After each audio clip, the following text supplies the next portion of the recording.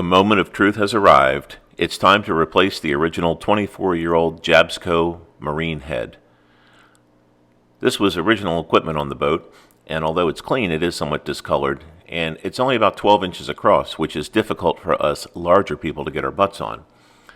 Also, the way that you flush it is you have to actuate this lever up and down, and that will pump water in from outside, which is seawater, through the green and black hose, and then that flushes the bowl, and then in the opposite stroke it will discharge it into the waste tank.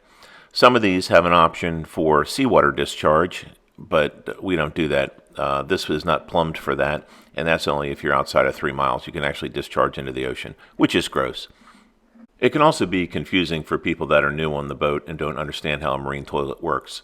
So we're going to be removing the discharge line, the intake line, and the toilet. Everything is going to get replaced with a very easy to use electric head. The first thing I'm going to do is remove the door because it's cramped enough in there as it is, but I don't have to keep opening and closing it to walk around to get up the steps and out of the boat. Now that I've got the door removed, I need to remove the toilet. And I think what I'm going to do for now is I'm going to cut these lines and just put duct tape on them and seal them up. And then I can deal with those after I get the toilet out. The green and black hose draws water from outside the boat at the bottom of the hull via something called a seacock, which is like a valve. And it's very stiff, and it has a stainless steel wire going through it, kind of like a radiator hose, to prevent it from collapsing under pressure. The white one is a PVC type hose, and that's 1.5 inches diameter. And initially I thought I was going to be able to just pull them off, but they were so stuck on there after all the years. I ended up using PVC cutters and cutting both of them off.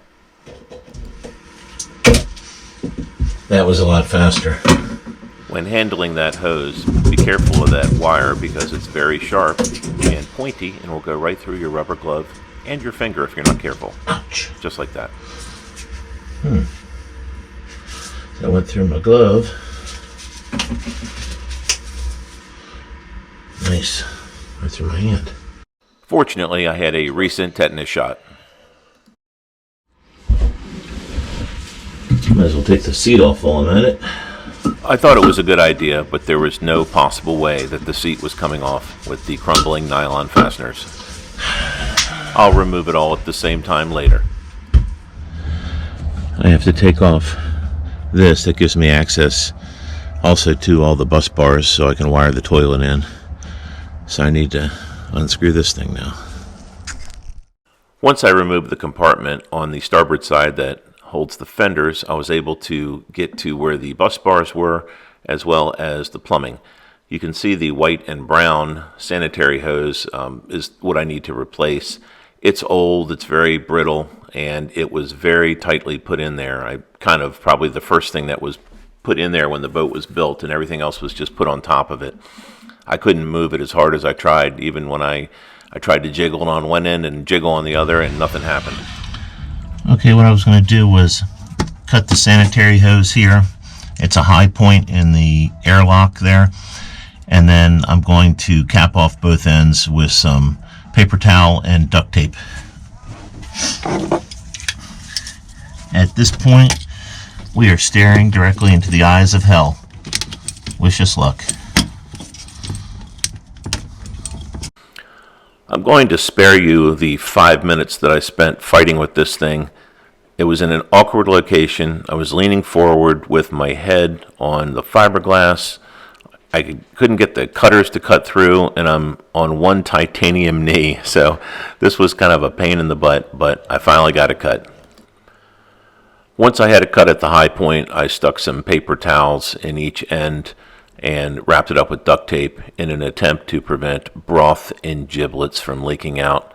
I was pretty lucky, and it was a pretty uneventful thing, although the gloves seemed to just get in the way because they kept ripping.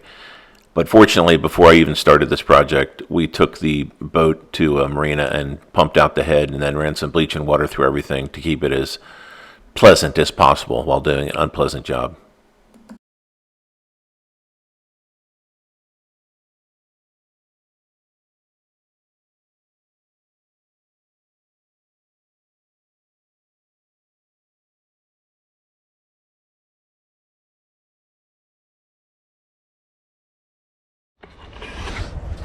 Okay, both of those are taped off. I'm going to have to pull the left side one, and I have to go cut the one from the toilet now.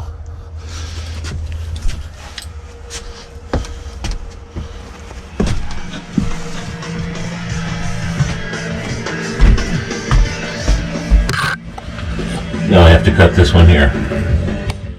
After crawling into the V-berth, removing 2 walls and all of the air conditioning ducts, I was able to get to where the hose was run.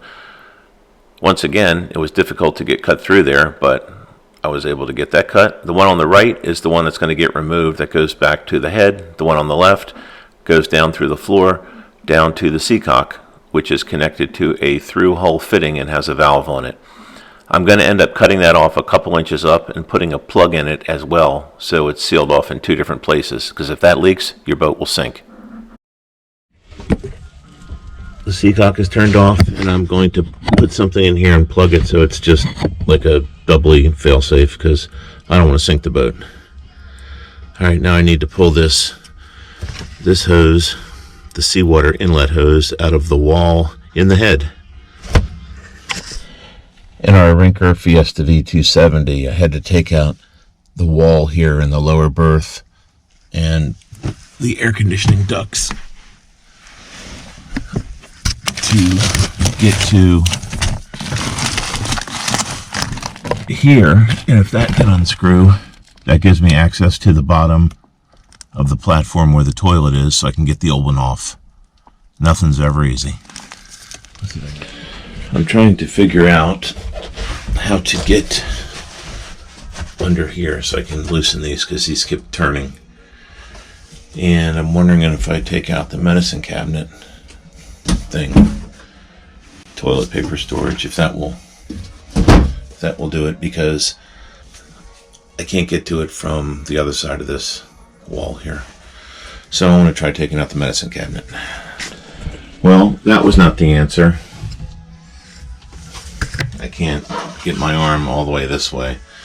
I think what I'm going to have to do is, on the back side of this, measure the distance to like here on the wall and cut an access on the back side, because there's no way I can get to this.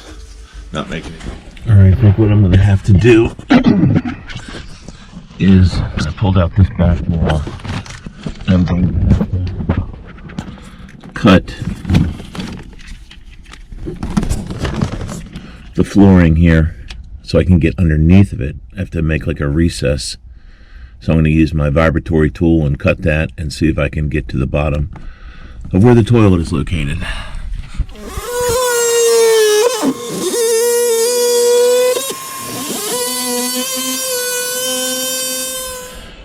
I pretty much come to the conclusion that the only way I'm going to get in underneath this toilet is to cut a hole there, use a hole saw, and then put in a deck plate. So I have a 4.5-inch hole saw. I want to try cutting that in, then I can get to these bolts. I still had to take other stuff apart to run the plumbing, but this is unbelievably difficult in this boat.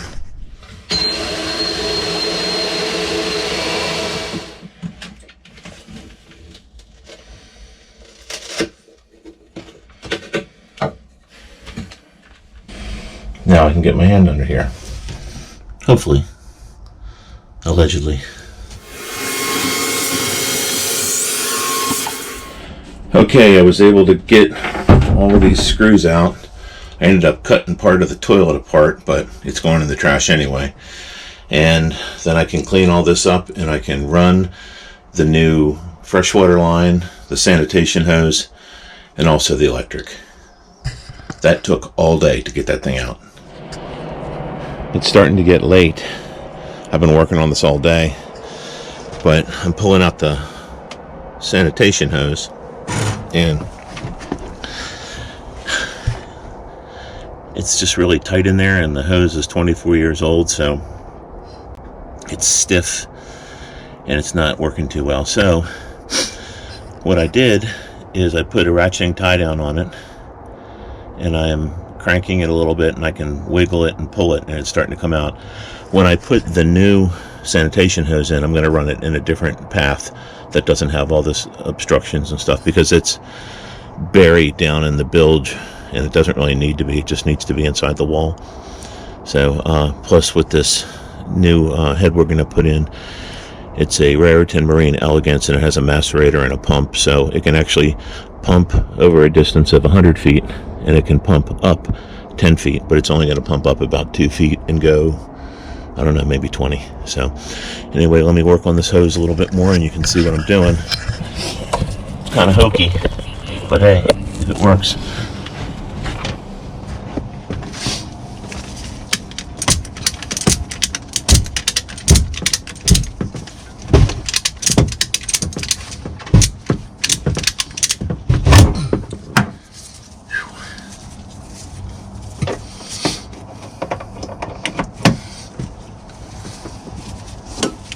I think I can get this out now.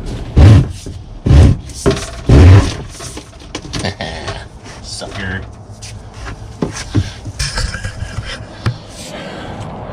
This is the old one. And it's going right over there, along with all the other parts that I'm getting rid of. I'll wire the toilet in. I'll do the installation on this tomorrow, the water line and the electric. And I'm going to add a new bus bar. As you can see, I've got everything labeled, so it shows what everything is.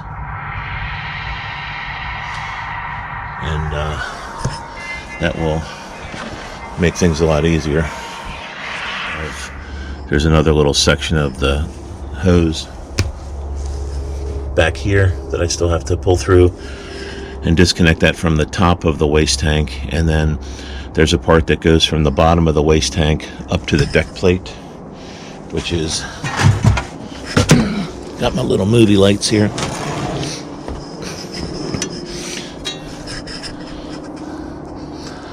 A new deck plate there. The next morning I was able to get the hose clamps off and get the remaining sections of hose off. This is the one that came from the toilet, and the other piece is the one that led up to the waste deck plate where the toilet gets pumped out. I had to cut the hose into sections, but I was able to get it out. Well, I finally got that hose off. I had to cut it with the vibratory tool. These things are great. The last thing I had to do was to remove the old deck plate, and you would think once you just take out the screws it would come out, but nothing's ever that easy. Everything is secured with double hose clamps, and they were behind the hull, and I couldn't get access to it. I thought maybe if I removed the cover over top of the engine compartment vents that I could get access to it, but that was a big negative as well. I finally removed a deck plate that had covered up where a speaker used to be and injured myself in the process. Then I was able to get the hose clamps off and finally remove that pesky waste plate. This concludes removing all of the old stuff, and in the next episode we'll be installing all of the new stuff. Thanks for watching.